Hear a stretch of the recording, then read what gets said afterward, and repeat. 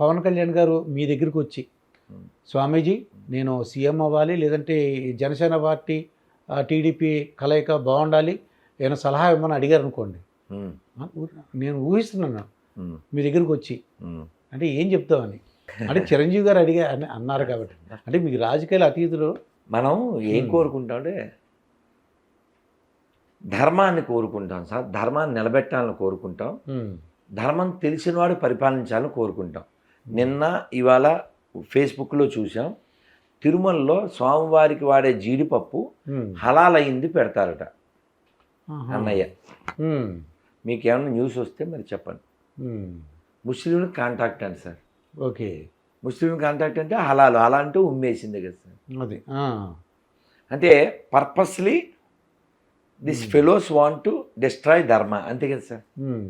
నువ్వైనా వాడు మా కులం, వాడు మా పార్టీ అంటే యు ఆర్ ఏ రాస్కెల్. అందుకని don't see parties, don't see caste, see only dharma. అది చాలా దరిద్రమైన విషయం ఏంటంటే పాలకొల్లు దగ్గర కాలవలో జాలర్లకి అమ్మవారి విగ్రహం దొరికింది. వాళ్ళు అక్కడ పెట్టుకుని పూజలు చేస్తున్నారు. నిన్న మొన్న చేస్తుంటే గొర్రెలు, మతం మారిన గొర్రెలు అంటే మనకు పుట్టిన వాళ్ళు, వాడి పేరు శంకర్ సుబ్రహ్మణ్యం, వాళ్ళు ఉండి అంటే ఈ క్రైస్తవం ఎక్కితే ఉందని మైండ్ దొబ్బుద్ది కదా, లో ప్రొఫైల్లోకి వెళ్ళిపోతారు. ఆ అమ్మవారి విగ్రహం పక్కన వీళ్ళు ఎండిపోయిన శవాన్ని పెట్టేశారు. ఎండిపోయిన శవం 2 చెక్కల మీద పెట్టేసి మైకెట్టి అడావిడి. వాడు మనకి పుట్టినోడే, ఈ బ్రిటిష్ వాళ్ళు వాళ్ళ ఇంటికి ఏం రాలి, అయినప్పటికీ వాడు అలా ఫీల్ అవుతాడు. బ్రిటిష్ వాళ్ళు వాళ్ళ ఇంటికి వచ్చారు, వాళ్ళ ఇంట్లో ఏదో చేస్తాడు, పుట్టాడు, అలా అనుకుంటాడు.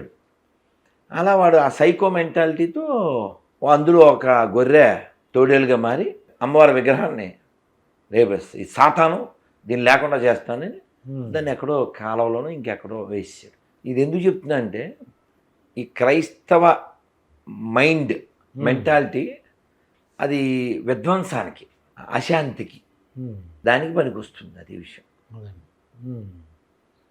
ఇది ఎందుకు చెప్పానో మీకు అర్థం కావాలి. తిరుమల వెళ్ళారా ఈ మధ్య? చెప్పిన వెళ్ళాను. ఎన్నాళ్ళైంది? ఒక 3 months అయింది నాకు. నేను అర్చనకి వెళ్ళాను అనమాట. అర్చన సేవ. డబ్బులు కట్టారా? అంటే లాటరీ అంటారు కదండి, లాటరీలో వచ్చింది. రూమ్ తీసుకున్నారా? రూమ్ తీసుకున్నా సార్. బాగుందా? బాగుంది. భోజనం పెట్టారా? భోజనం తిన్నానండి. వెంగమాంబ? వెంగమాంబ. క్యూ లైన్లో ఎంతసేపు పట్టింది? ఒక పావుగంటలో, అంటే ఆ రోజు ఖాళీగా ఉంది, పావుగంటలో సరసరమని వెళ్ళిపోయాను. మరి మొన్న నన్ను చూడడానికి అడవి పిల్లలు వచ్చారు. శ్రీశైలం అడవుల్లోంచి పిల్లలు శ్రీశైలం నుంచి సైకిల్ వేసుకుని వాళ్ళు రోజుకు 100 kilometers పైన తొక్కేస్తారు. వాళ్ళ బాస్ ఒక ఆయన ఉన్నారు, కాళిదాస్ గారు. మీరు భలే గుర్తు చేశారు. ఆయన 10,000 ఇస్తాను, 5,000 ఇచ్చి ఇంకో 5,000 వెయ్యాలి. Okay, thanks. అప్పుడు చేతిలో ఉన్న 5,000 ఇచ్చాం. ఆయన ₹1 పంపితే వేద్దామంటే మళ్ళీ ఆయన పంపలే, మనకు కాలేదు, వేసేయాలి. మీరు గుర్తు చేశారు. పిల్లలకు బట్టలు కొనుక్కోమని ఇస్తామని చెప్పాను, ఇచ్చేస్తాం.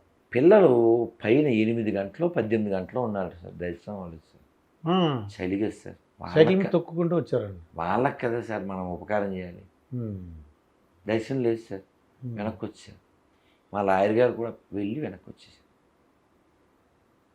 అలా తిరుమలని చాలా పాడు చేస్తున్నారు, చాలా నాశనం చేస్తున్నారు. కాపాడుకోవాల్సిన బాధ్యత మనకు ఉంది. మనకు కావాల్సింది ధర్మ రక్షకుడు, ధర్మ పాలకుడు, నాట్ మన గుళ్ళో డబ్బులు ఎట్టుకుపోయి విజయవాడలో గొర్రెలకి ఒక ఘాటు, మత మార్పిడి ఘాటు.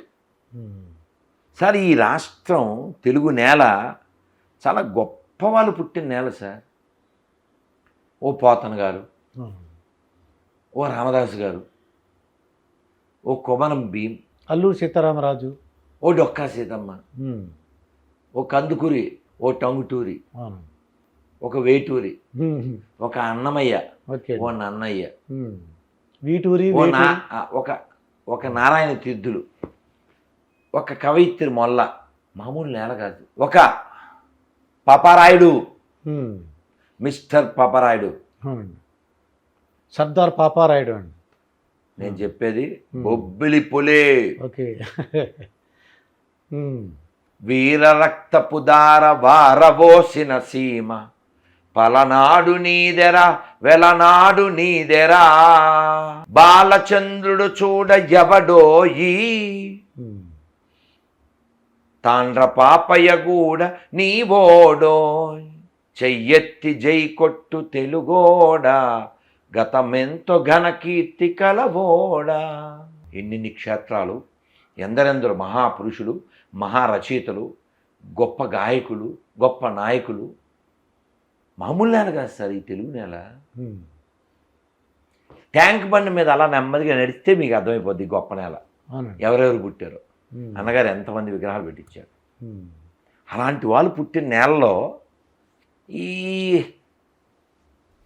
నిలువుగో చెక్క అడ్డంగో చెక్క దాన్ని నమ్మేయాలి, ఇంకా దరిద్రం, దానికి ప్రమోషను, దానికి గుళ్ళో డబ్బులు ఎత్తుపోవడం, మళ్ళీ జోకు ఏంటంటే ఇందాక ఎవరో గొర్రె పేరు రవికుమార్ అంట, గొర్రె కామెంట్ పెట్టాడు ఏదో పోస్ట్ లాగా, ఏంటి నీతిమంతుడు సింహం వల్ల ధైర్యంగా ఉండును అని పెట్టాడు బైబిల్లోంచి. నేను అసలు నీతి లేని జాతే అది కదరా. నీ పేరు రవికుమారు, మీ అమ్మా నాన్న పేరు నువ్వు చెప్పలేవు, నువ్వు నమ్మిన పనికిమాలిన బైబిల్లో దాన్ని చూపించలేవు, సర్టిఫికెట్లో హిందూ లేకపోతే బతకలేవు. మీరు దాని గురించి మాట్లాడకూడదురా నాన్న. మీ నాన్న పేరు పనికిమాలిన బైబిల్ ఉంటే వెంటనే ఫోన్ చేయని చెప్పావు, చేయలేదు. ఎందుకు చేస్తాడు? ఉండదు కాబట్టి. నేనేమంటా అండి, మీరు కాఫీ తాగుతారు కదండి, మీరు కాఫీ ఎందుకు తాగకూడదు? ఉపన్యాసం ఇవ్వకూడదు మీరు. ఎందుకని? కాఫీ తాగుతున్నాను కాబట్టి మూసుకుని తాగేసి వెళ్ళిపోవాలి. దాని మీద నుంచి ఉపన్యాసం తాగకూడదని కాఫీ మీద ఉపన్యాసం ఇవ్వడానికి మీరు సరిపోరు, తాగుతున్నారు కాబట్టి. నీతి లేకుండా జీవించే గొర్రెలు నీతి గురించి మాట్లాడేంటి కదా. పవన్ కళ్యాణ్ గారు అంటే ఏ సజెషన్ ఇస్తారు అంటే ఆయనలో ఉన్న విద్వత్తు కానీ? ఇది ఎందుకు చెప్పాను నేను అంటే ఒక ఇప్పుడు ఇవన్నీ ఎందుకు చెప్పానంటే, ఈ మత మార్పిడి లేదా ఈ మత ప్రచారం చేసి ఈ రాష్ట్రాన్ని భ్రష్టు పట్టిస్తున్నారు. యేసు అనే క్యారెక్టర్ ఉందో లేదో తెలుసు సార్, ఫస్ట్ పాయింట్. కానీ విశ్వనాథ్ సత్యనారాయణ గారు ఉన్నారు సార్, మొన్న వెళ్ళారు, చాలా గ్రేట్ క్యారెక్టర్ ఆయన. విశ్వనాథ్ ఉన్నాడు, కె విశ్వనాథ్ గారు గ్రేట్, నో డౌట్, అది పక్కన పెట్టండి. విశ్వనాథ్ సత్యనారాయణ గారు జ్ఞానపీఠ అవార్డు గ్రహీత, 1000 పడగలు. ఈ పనికిమాల బైబిల్ ఏం చెప్పుద్దంటే, ఆయన రామాయణ కల్పక్షం రాశారు. ఆయన మా ఎండిపోయిన శవాన్ని నమ్మలేదు కాబట్టి ఆయన కూడా నరకానికి అంటది. ఇది మీరు అడగాలి నన్ను క్వశ్చన్, మీరు ఎందుకంటే అలా వ్యతిరేకిస్తారంటే ఇందుకు, మీరు ఎందుకు అలా వ్యతిరేకిస్తున్నారు మీకు అర్థమైందా? ఏమంటే ఇప్పుడు డొక్కా సీతమ్మ గారు ఎవరికైనా అపకారం చేసిందా? అన్నం పెట్టేదండి ఆవిడ. అయినా సరే బొగడా బైబిల్ ఒప్పుకోదు, మా పార్టీలో చేరలేదు కాబట్టి నరకానికి వెళ్ళిపోద్ది అంటది. మరి అందుకని వ్యతిరేకిస్తాం కదా సార్. సార్ మీ నాన్నగారు ఎవరో నాకు తెలియదు సార్, నాకు తెలియదు సార్. నేను ఇక్కడ ఒక పుస్తకం రాసేస్తాను సార్, ఇక్కడ కాలు పెట్టి మీ నాన్నగారు నా కాళ్ళకి మొక్కలేదు కాబట్టి అది నరకమే.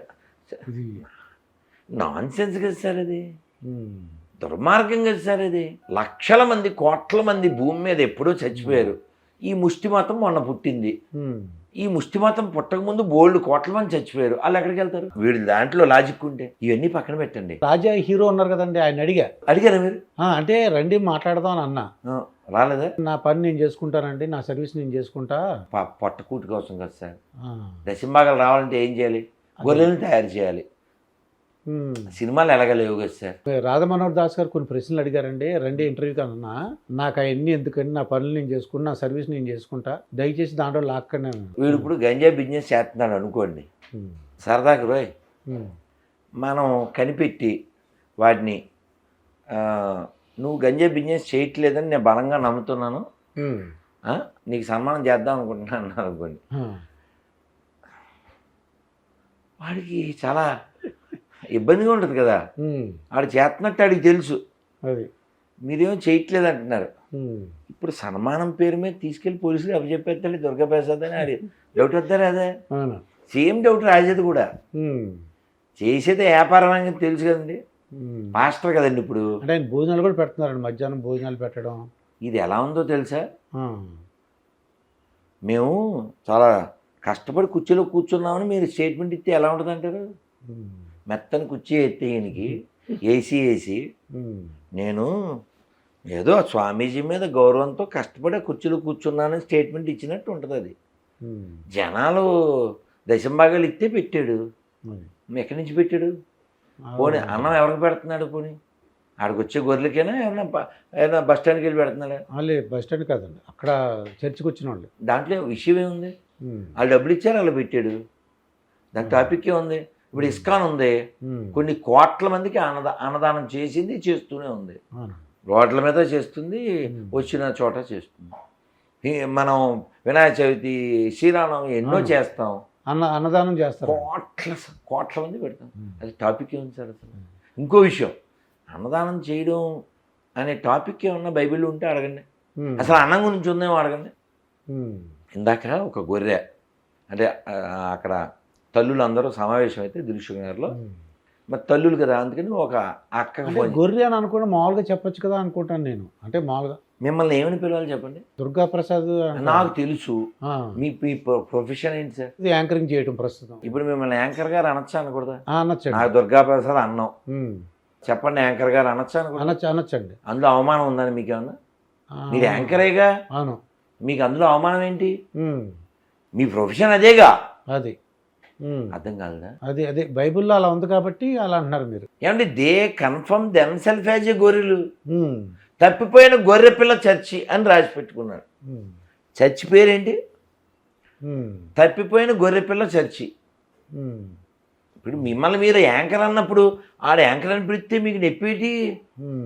మా అందరికి భయం ఏంటంటే ఇంత ధైర్యంగా మాట్లాడుతున్నారు, ఎవరైనా అటాక్ చేస్తే ఎలా బాబోయ్ అని. అంటే ఇందాక కారులో వస్తున్నప్పుడు కూడా అన్నారన్నమాట ఆయనకి ఎంత ధైర్యం అండి, అసలు ఎలాగా డ్రైవర్ అంటున్నాడు అనమాట.